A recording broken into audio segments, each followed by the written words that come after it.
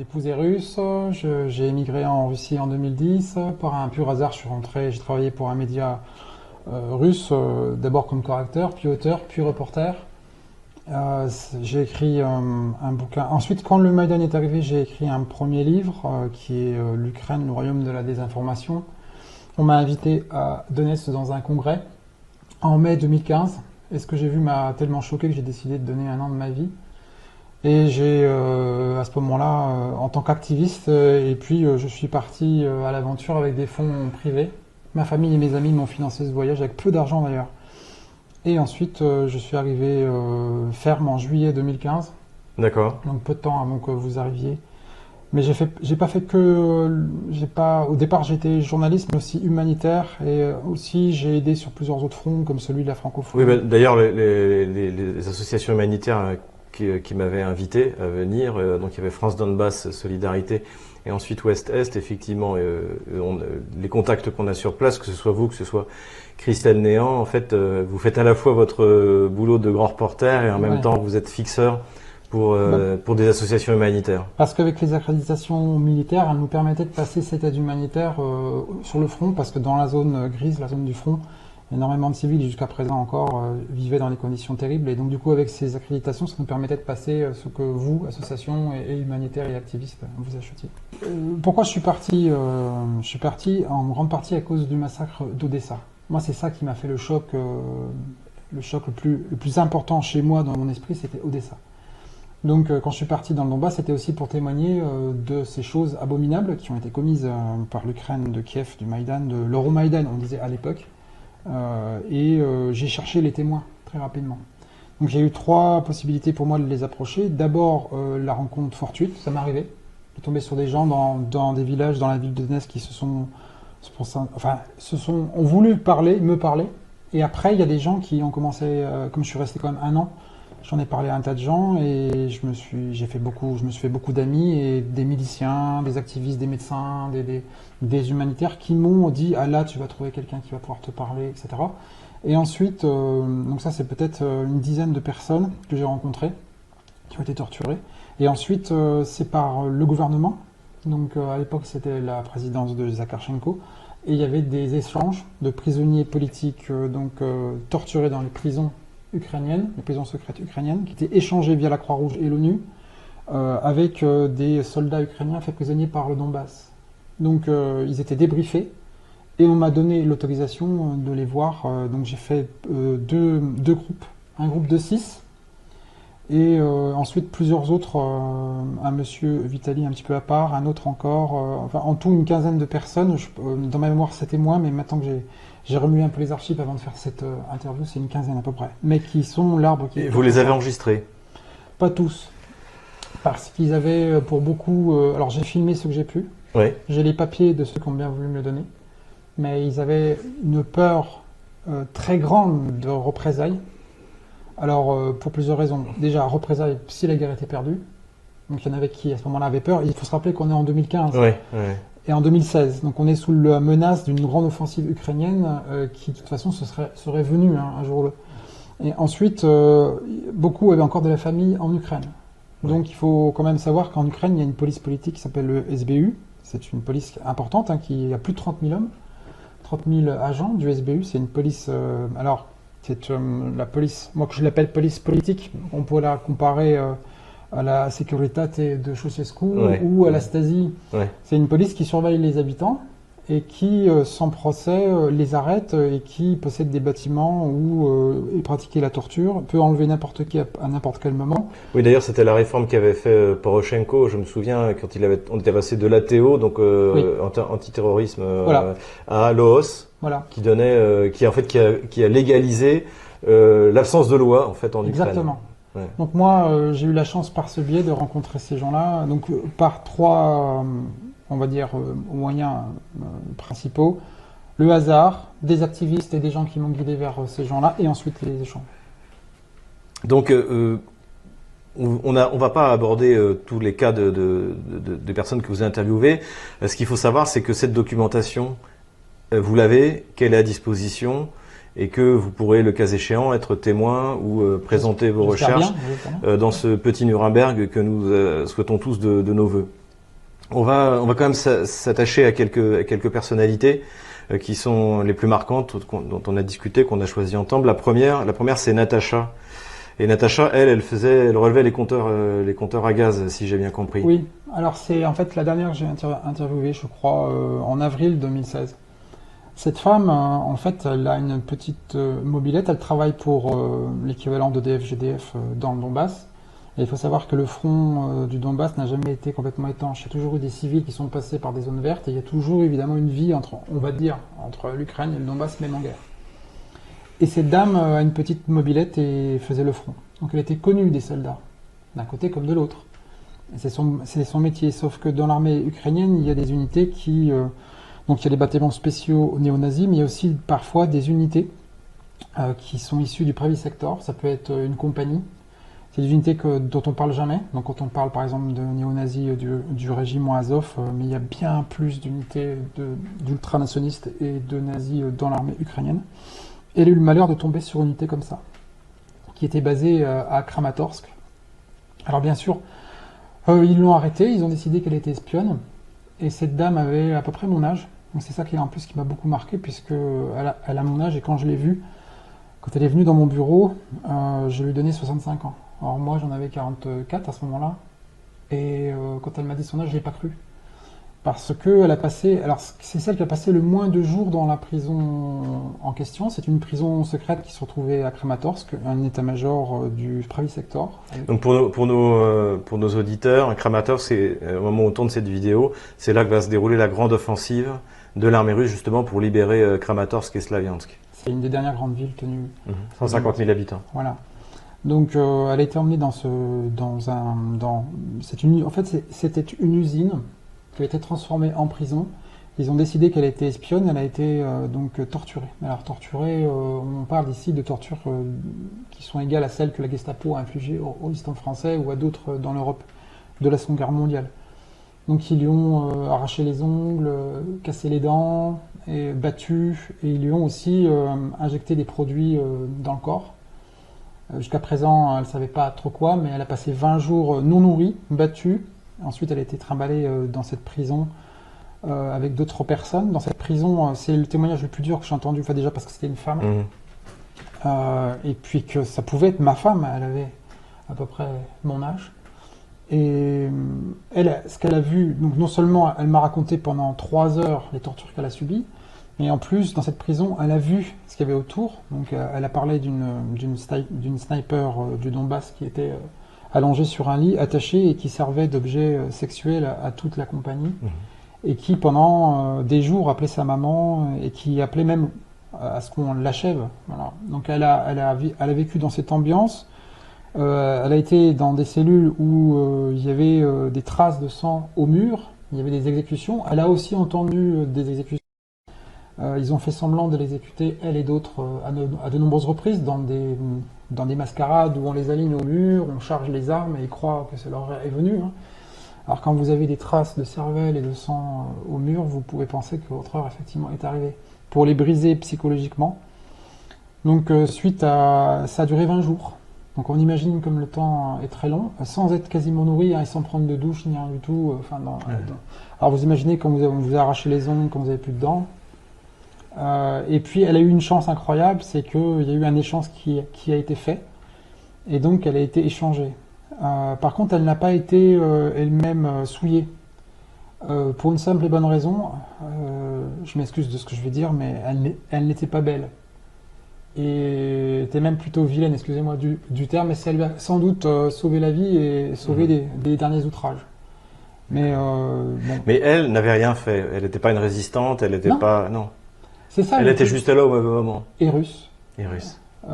Parce qu'évidemment... Mais russe de passeport ou russe ethniquement? Russe ethniquement. D'accord. Elle était du Donbass, je me souviens plus de quelle ville exactement, je pourrais la retrouver, mais c'était vraiment une habitante du cru. D'accord. Quand le Pravi Sector, quand ces gars du Pravi Sector, ils l'arrêtent, ils veulent faire du mal. Alors l'espionne dans sa petite mobilette qui a des papiers, alors elle a essayé de prouver ce qu'elle disait.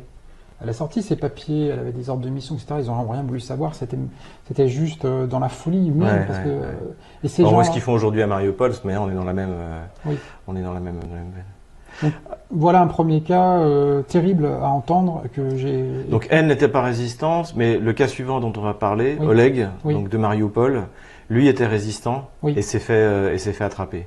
Qu'est-ce qui s'est passé avec lui? Alors lui, c'est le premier que j'ai rencontré. Donc on est, de mémoire, on est en septembre 2015. Donc je viens à peine d'arriver.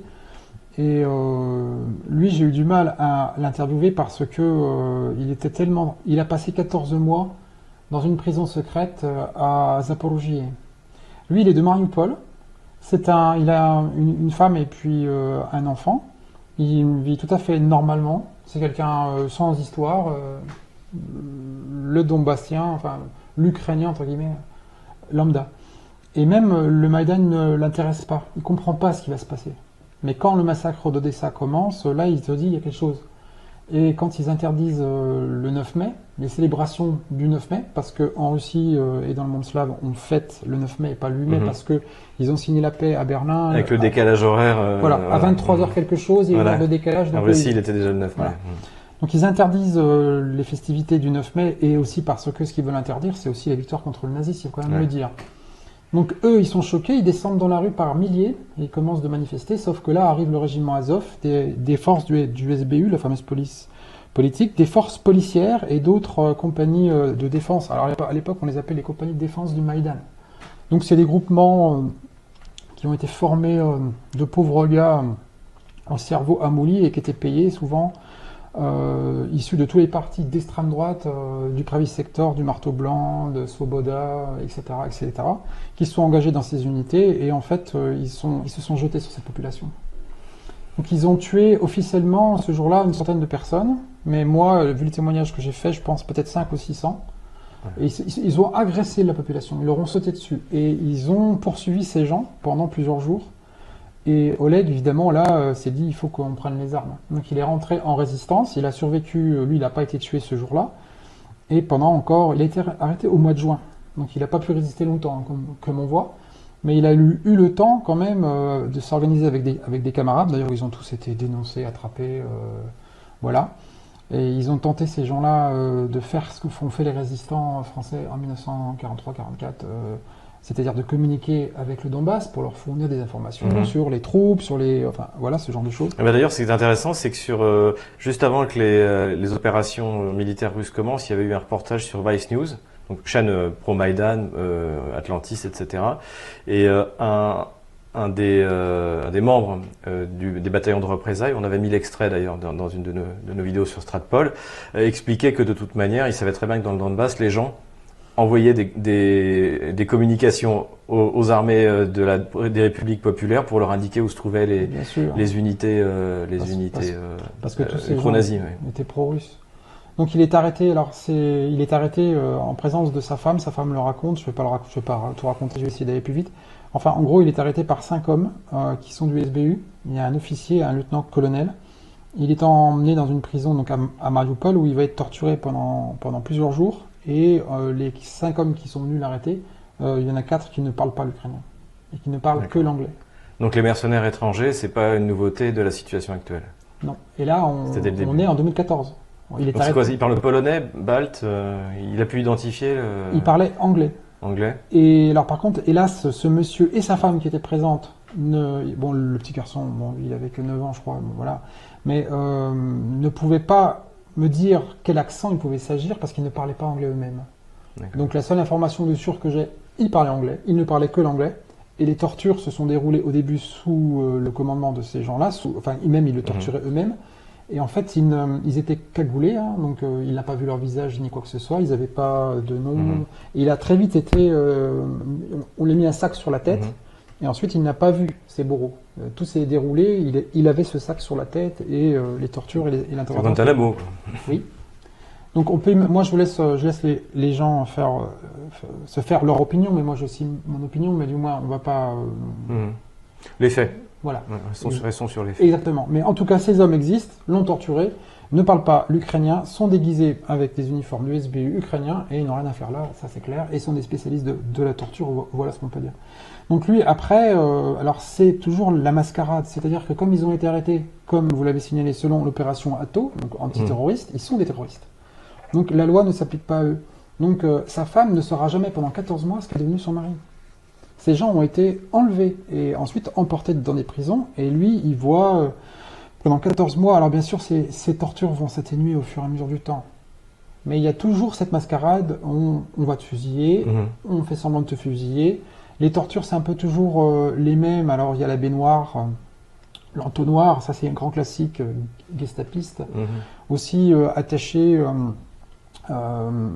et hissé par un anneau au plafond, les mains et les bras dans le dos, et battu, alors jamais à la tête, toujours les côtes, les membres, avec des câbles électriques ou des tubes, ce genre de choses, et battus parfois pendant des heures, et les empêcher de dormir. Et ensuite des prisons où les conditions étaient extrêmement dures, c'est-à-dire très peu de nourriture, 14 ou 15 dans une pièce qui est grande comme une grosse salle de bain. Donc on peut pas, à 15, on ne peut pas dormir tous couchés. Juste un seau pour faire ses besoins, et tout ça pendant 14 mois. Donc on imagine bien les conditions, en sachant qu'il y en a que, lui me raconte que certaines des personnes qui étaient là sont devenues folles. On devient fou, parce qu'on ne sait pas si on va survivre, et certains ont disparu. Un autre résistant, d'ailleurs, avait appris par cœur le nom de tous les gars qu'il rencontrait pour pouvoir témoigner après s'ils survivaient. Ah oui. D'ailleurs, j'ai une liste à la maison. Lui, il m'en a écrit 30 de mémoire, 30 ou 35, je ne m'en rappelle plus. Donc voilà, lui, finalement, sera échangé. Et quand je le vois, je suis obligé de le filmer. Alors, ils ont une frayeur totale de la caméra. Il a trop peur d'être pris, donc je suis allé 3-4 fois. Il tremblait comme une feuille. C'est sa femme qui finissait au début les phrases. Donc la première fois que je l'ai rencontré, il revivait ses tortures complètement. Il pouvait plus. Il se retrouvait dans sa prison et dans ses tortures. Donc 2 ou 3 fois, je suis retourné. Et sa femme, d'ailleurs, je me souviens, m'engueulait en me disant « Mais arrêtez, vous ne vous rendez pas compte de ce que vous lui demandez Parce que moi, j'essayais d'avoir des détails les plus précis possibles. Mais lui, voilà, il était dans ces tortures abominables, c'était très difficile. Et au bout du compte, lui n'a pas voulu ni que je le filme, et finalement, je l'ai filmé de dos dans la 3e interview où je l'ai rencontré, et là on a pu tirer le jeu. Mais ça, j'ai gardé précieusement et je l'ai publié. Ouais. Et j'avais promis de ne pas publier quoi que ce soit tant que la guerre ne serait pas finie. D'accord. Pour lui. D'accord. Voilà. Donc c'était très difficile. Ceux qui ont voulu me parler ont été très courageux parce que c'est revivre leur torture, c'est prendre un risque finalement. En cas de guerre perdue, même si moi je savais que la guerre ne serait pas perdue, mais en tout cas pour eux on peut comprendre dans la terreur. Et ensuite des leurs, c'est-à-dire ils ont peut-être des cousins, des frères et sœurs.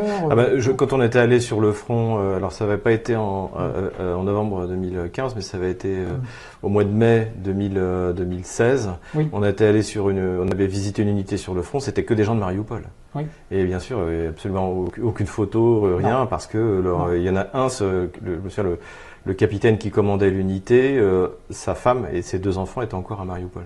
Oui, parce que ce que les gens doivent vraiment comprendre, c'est que Mariupol, c'est la ville de la résistance du Donbass.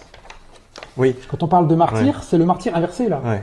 Ils ont résisté contre l'oppression et ça me fait beaucoup. Oui, parce que ce qui est vrai, tout le monde connaît le massacre d'Odessa, notamment grâce au documentaire Les masques d'Odessa. Oui. Mais personne ne connaît le massacre de Mariupol qui a eu lieu 7 jours après et qui a fait plus de morts. Alors, j'avais oublié de dire que Oleg a fait des relevés des fausses communes de ce massacre. Oui. Parce qu'il a bien fallu qu'il fasse quelque chose des corps. Et d'autres résistants m'ont parlé de crématoires ambulants qu'ils ont amenés parce qu'à un moment donné, ils en ont tué tellement que... Quand on parle ici, quand je parle de torture, j'ai dit que j'en avais interviewé 15, mais les faits qu'ils me racontent, mais c'est un système qui est généralisé dans toute l'Ukraine, ce sont des centaines, voire des milliers de victimes. Et je veux que ça soit entendu par tous.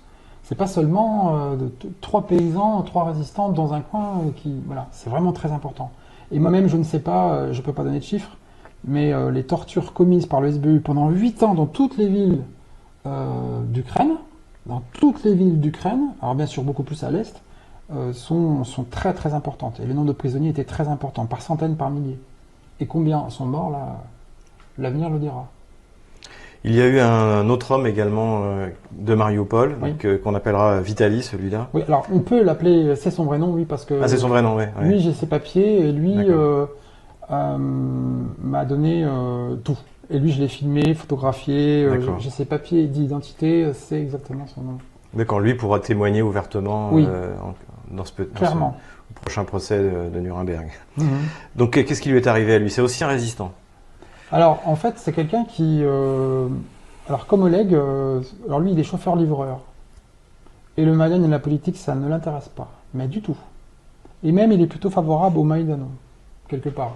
Oui, oui, ça j'en ai rencontré. À l'origine, les gens comprenaient bien que l'Ukraine était dans une impasse politique. Ce qu'ils veulent, c'est Donc, que la corruption s'arrête, que ouais. ces politiciens corrompus, quels qu'ils soient, payent. Et Oui, surtout que en fait, l'Est de l'Ukraine qui avait voté pour Yanukovych a été extrêmement déçu. Yanukovych leur avait promis l'officialisation de la langue russe et l'entrée dans l'union douanière russe. Et finalement, une fois au pouvoir, il a fait ni l'un ni l'autre et il a lancé l'accord d'association qui lui a coûté Maïdan et donc sa place. Donc ça faut aussi que nos auditeurs le comprennent, c'est que Yanukovych est haï par la population du Donbass. Je n'ai rencontré personne qui ne lui souhaite pas les pires choses. Oui, parce que c'est ainsi de lui. Ça vient de lui, oui, c'est ça. Donc c'est vraiment voilà. Donc voilà, effectivement. Donc lui n'est pas hostile au Maïdan, mais il en voit les conséquences, c'est ça. Et en fait, il va commencer à résister seulement le jour du massacre. C'est-à-dire que quand comme Oleg, il y a cette manifestation où on va interdire de se réunir. Alors c'est pas au départ c'était une manifestation patriotique où on vient célébrer la victoire contre l'Allemagne nazie. Hein. Oui. Donc qu'elle soit interdite, déjà, ça dit déjà tout, de la part de l'Ukraine. Dès le début, en plus. On est au mois de mai. Hein. Maïdan c'est termine le 21 février. Oui. Et on est 3 mois après. Et d'ailleurs, le massacre d'Odessa, ça, il faut le faire remarquer, a lieu le 2 mai, parce qu'il y a le 1er mai avant. Le 1er mai, c'est une fête patriotique, également soviétique, mais aussi internationale en France, c'est important. Et c'est pour ça qu'il y avait des manifestants qui se réunissaient pour dire, à l'occasion du 1er mai, on se rassemble et on manifeste contre le Maïdan. Mais bon, voilà, c'était la parenthèse. Mais lui, voit le massacre. Donc, il descend dans la rue et en fait, il se doute pas de ce qui va se passer. Et là, il voit d'ailleurs, il le dit, il voit des hommes tomber. Et il voit le massacre commencer et il entend les coups de feu. Puis alors là, il se dit, mais c'est bon, il nous tue maintenant, il faut résister. Et donc, il va pendant plusieurs mois. Du coup, il va tout de suite rentrer en contact avec ceux de Donetsk. Il va faire partie d'un groupe qui va être complètement détruit au bout d'un moment, d'espionnage. Alors, il a plusieurs tâches. C'est d'abord les armements, les unités, les hommes, les positions d'artillerie. D'ailleurs, il m'a montré. Il m'avait même montré, j'ai une photo, on est allé sur Google Earth, il m'a montré, j'ai fait des captures d'écran. Il y avait le QG secret souterrain des forces de la garnison de Mariupol. Et ensuite, il a aussi identifié les prisons secrètes, là où on torturait les gens. Et ensuite, il a identifié il a géolocalisé plusieurs des fosses communes et aussi d'autres endroits où, parce que il y a les charniers, mais ensuite ils ont tué beaucoup de gens individuellement, entre guillemets. 2 par-ci, 1 par là, 3 par ici, et il a fallu qu'ils s'en débarrassent. Donc c'est lui le premier qui m'a parlé des presses à auto. Donc qu'est-ce que c'est que ça, les presses à auto? Une fois qu'ils avaient tué un résistant qu'il avait torturé, qu'il l'avait zigouillé, excusez-moi du mot, mais c'est vraiment ça, il les emmenait dans une casse auto, où il les plaçait dans une voiture, et il mettait en action la presse à auto de la casse, pour réduire le corps en bouillie dans un petit cube. Et il m'a montré où il se débarrassait des corps. Parce que du coup, tout ça se faisait évidemment en secret, parce que même si c'est l'Ukraine du Maïdan et des tortures, d'ailleurs il ne faut pas que ça se sache. Et en plus, ils savent très bien que tout autour, c'est tous des gens qui sont russes. On est à Mariupol. Donc, ils ont tenté de camoufler tout ça. Et là, ils jetaient les résidus, on va dire ça comme ça, dans des puits de mine. Donc, j'ai identifié 2 ou 3 puits de mine et 3 zones grâce à lui où il y a je ne sais pas combien de cadavres. Personne, on le saura quand on va ouvrir. Et dans des puits de mine, par ailleurs. Et dans des trous d'eau aussi. Parce ils les plombaient aussi. Voilà, ils se sont débarrassés des corps comme ils ont pu. Sans doute que les crématoires ambulants qu'ils ont tenté, ça par contre c'est une hypothèse, d'utiliser étaient trop voyants et surtout l'odeur, etc. Bon, voilà. Ils ont dû faire autrement. Voilà, donc lui, son témoignage est terrible, il a été arrêté. Et Oleg et Vitali ont été échangés? Les deux. Les deux, d'accord. Alors, Vitali, lui, va être envoyé, alors lui va être torturé et il va finalement finir par avouer. Mais avouer n'importe quoi. Ouais. Donc il raconte que lui, il lui avait tellement fracassé les mains qu'il lui scotche le stylo parce qu'il peut plus utiliser ses mains tellement. Ils lui ont comment dire, brisé les os. tous ses membres ils pouvaient plus marcher et ses bras étaient inutilisables et ses doigts aussi. Donc il lui avait scotché le stylo pour qu'il puisse signer sa déclaration comme quoi il avait fait ci, ça et ça. Il voulait des noms, il voulait des caches d'armes et ils avaient même sorti des trucs qu'il n'avait jamais fait. Et donc lui, combien de temps passera-t-il en prison? Alors, je me souviens plus, dans ma mémoire, c'est plus d'1 an. Et il est arrêté, il me semble, en juillet 2014. Parce que lui, en fait, son groupe est détruit, il réussit à s'enfuir, il retourne à Donetsk et il a le courage de revenir. Et là, par contre, il va tomber. Et lui, il est envoyé à Kharkov. Alors, il passe en jugement, mais c'est un jugement qui est totalement, comment dire, illégal déjà parce que... Mais avant ou après l'être torturé? Après avoir été torturé. Ah oui. Donc les preuves obtenues sous la torture ont été validées par le tribunal. Ah oui, non, mais on est en plein... Voilà, on est au XVe siècle. Bon, voilà. Oui, on est au XVe siècle, la torture vaut preuve. Voilà, il a parlé, tout est bon. Et c'est un procès où, si vous voulez, il vient de sortir de sa prison. Donc il est dans l'état que je vous dis. Bon, ils l'ont un peu remis d'aplomb, il y a un juge. D'ailleurs, j'ai le papier du jugement, donc le juge pourra aussi être jugé. Ouais. Parce que j'ai le papier, ils lui ont donné le papier. D'accord. Ce qui est marrant d'ailleurs, parce que, tant mieux pour nous, parce que du coup... Ouais, très bien. Et il y a les noms du procureur et tout ça, qui ont validé tout ça. Donc c'est plus ou moins illégal, il le passe en jugement, il y a un avocat qui a commis d'office, mais je vous raconte pas, enfin bon, bref. Voilà, et il est condamné à je sais plus combien d'années de prison, enfin énormément. Et ensuite, finalement, ils ont, alors là c'est horrible, ils lui ont fait croire qu'ils allaient le libérer. Alors ils le préparent, il y a une sorte de levée d'écrou, ils le descendent dans la rue, et là il y a des gars du SBU qui le retombent dessus, et ils l'ont retorturé pendant encore plusieurs jours. Donc il se croit libre, il est genre avec sa petite valise, enfin son petit bagage, et puis hop, il lui saute dessus et retorture, et ça dure encore 3-4 jours. Et après, ils ont, comme il voulait toujours pas parler, ils ont menacé sa femme et sa fille. Et là, il a parlé. Bon. Parce qu'ils étaient à Mariupol. Ouais. Donc après, ils l'ont emmené à Kharkov, en lui disant d'abord qu'il y avait un échange qui était prévu avec la DNR, donc la République de Donetsk. Et puis, bon, bien sûr, c'était un mensonge. Et ensuite, ils ont dit, ils voulaient échanger, je ne sais plus combien ils étaient, 10 ou 20 ou 30, et ils voulaient 3 ou 4 fois plus de prisonniers ukrainiens. Bon, bien sûr, j'imagine qu'à Donetsk, on a dit non, mais il faut être raisonnable, un pour un. Mais surtout que moi, je me souviens, j'avais parlé avec Bassourin, donc le porte-parole du ministère de la Défense, quand j'étais à Donetsk. Il m'avait dit que, en plus, les ukronazis commençaient à arrêter n'importe qui pour pouvoir les échanger contre des prisonniers. Exactement. Donc, en fait, ils ne pouvaient pas accepter, sinon ça n'allait qu'encourager les ukronazis à continuer à enlever n'importe qui. Et comme toute la population russe autour, ils pouvaient comme la brave Natacha dont on parlait au début. Ouais. Et du coup, lui a été enfermé dans cette mascarade. On les a rebattus parce qu'on leur a dit c'est de la faute des vôtres si vous n'êtes pas libérés, qu'il y a nos camarades qui sont emprisonnés encore dans les geôles du Donbass. Envoyé à Kharkov. Et là, il est resté à peu près 1 an. Et dans des conditions assez terribles, il m'a fait, lui, le plan de la prison. Parce qu'il avait une mémoire incroyable, lui. Et lui, faut se rappeler quand même qu'il était chauffeur-livreur. Mais il avait une... Et ce qui était incroyable, c'est que lui, c'est celui qui avait le mieux résisté aux tortures. Il avait une motivation, une force chez lui qui était incroyable.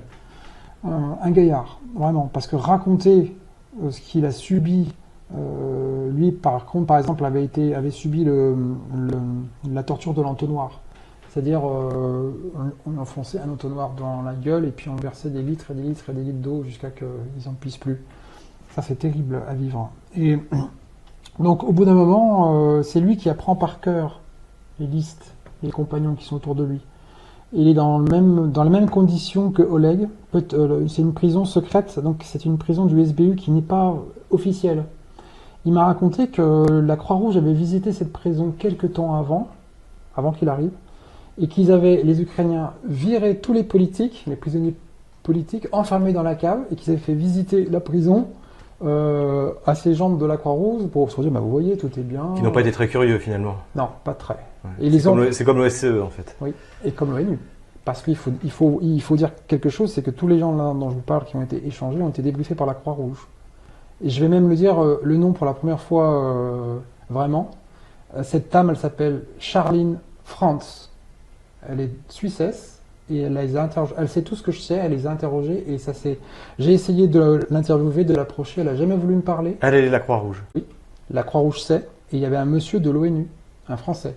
J'ai sa carte de visite quelque part. Lui, je vais pas dire son nom par charité, on va dire. Pourquoi?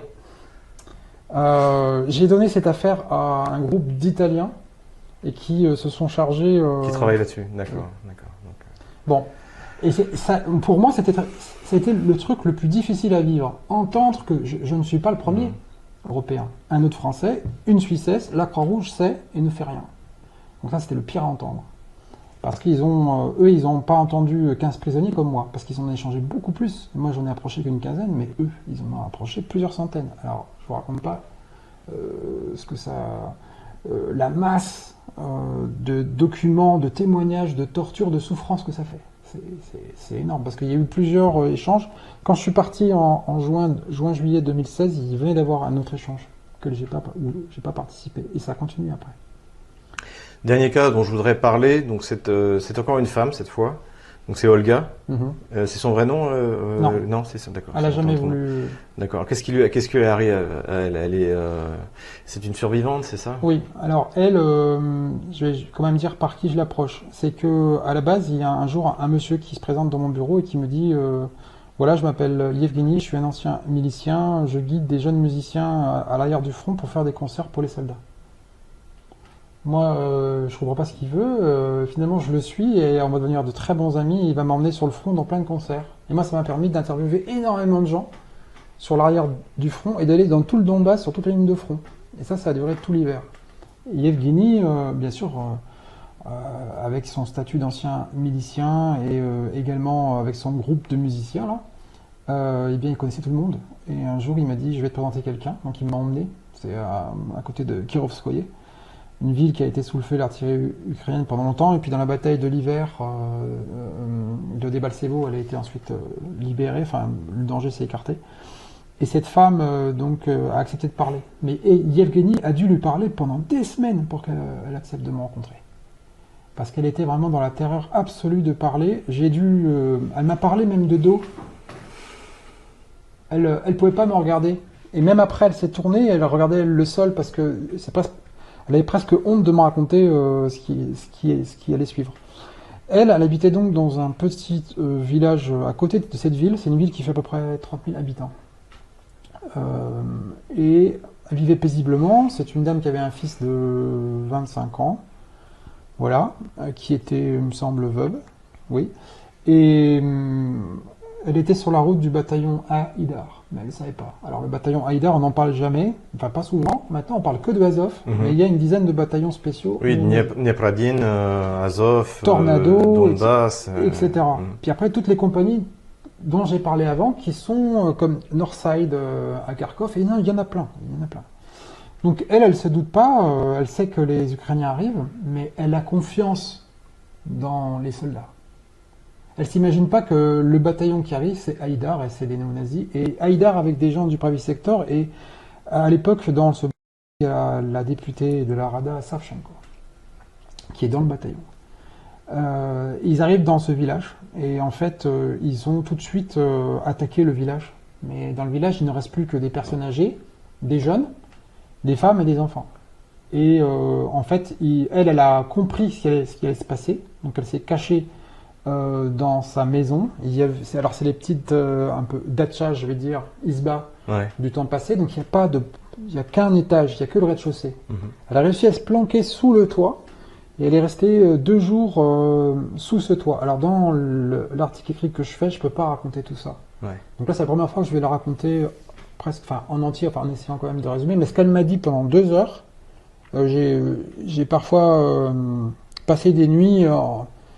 J'en ai parfois pas dormi pendant plusieurs mois de ce genre de témoignages et d'autres, et vraiment ça c'était compliqué à entendre.